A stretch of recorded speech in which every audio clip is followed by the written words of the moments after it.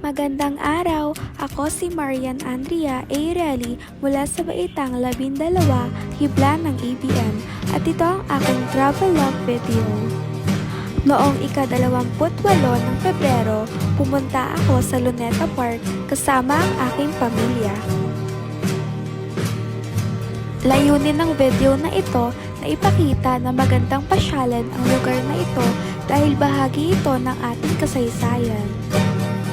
Hindi lamang ito isang puok na pwedeng libutin, kundi isang lugar kung saan marami ring matututunan tungkol sa mga pangyayaring naganap dito. Masaya ang aking pagbisita dito dahil kumpleto kami.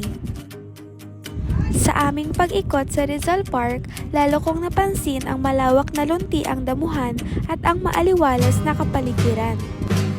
Banayad na humahaplos ang preskong hangin habang kami ay naglalakad, dala ang malinis at mabangong samyo ng halaman at puno.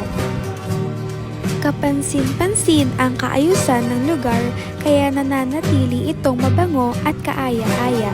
Para sa akin, ipinapakita nito ang paggalang ng mga bumibisita sa kalikasan at sa kapwa. Kahanga-hanga rin ang matatayog na puno at makukulay na bulaklak na nagbibigay buhay sa buong parke. Habang naglalakad kami, maririnig ang huni ng mga ibon at ang masasayang tawanan ng mga pamilyang namamasyal. Ang tunog ng mga yabag sa daanan at ang masiglang paglalaro ng mga bata ay nagdulot ng pakiramdam ng kapayapaan at kasiyahan. Sa gitna ng aming pahinga, mas lalo kong naranasan ang sarap ng simpleng pagkain dahil sa presensya ng aking pamilya at sa ganda ng kapaligiran.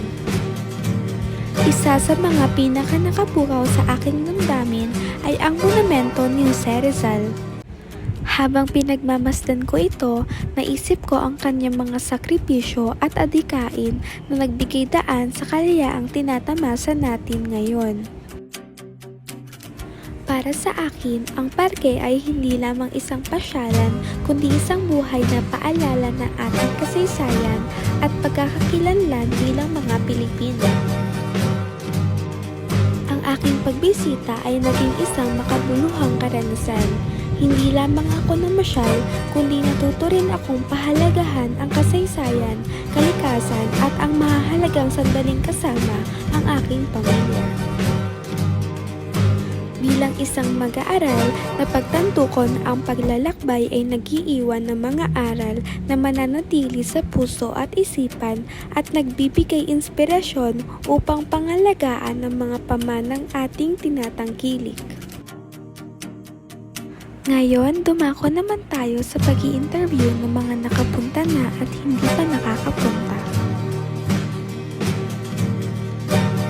Ano ang pinaka hindi mo malilimutan sa lugar na ito?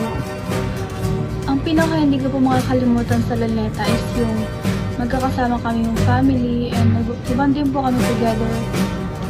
Lahat po kami masaya. Ano ang iyong natutunan sa pagpunta mo roon?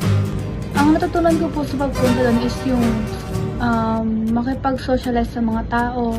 Inire-recommenda mo ba ito sa iba? Bakit?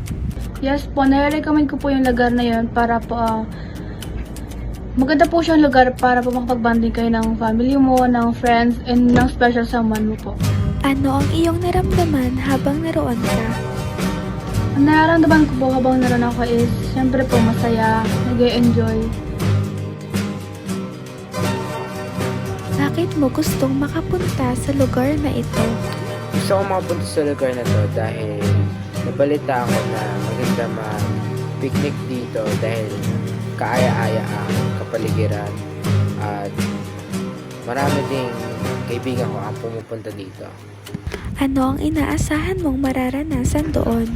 Ang nais kong maasahan dito ay ang pagkamangha habang pinagmamasdan ang makasaysayang tanawin. Ano ang pinakagusto mong makita o gawin roon?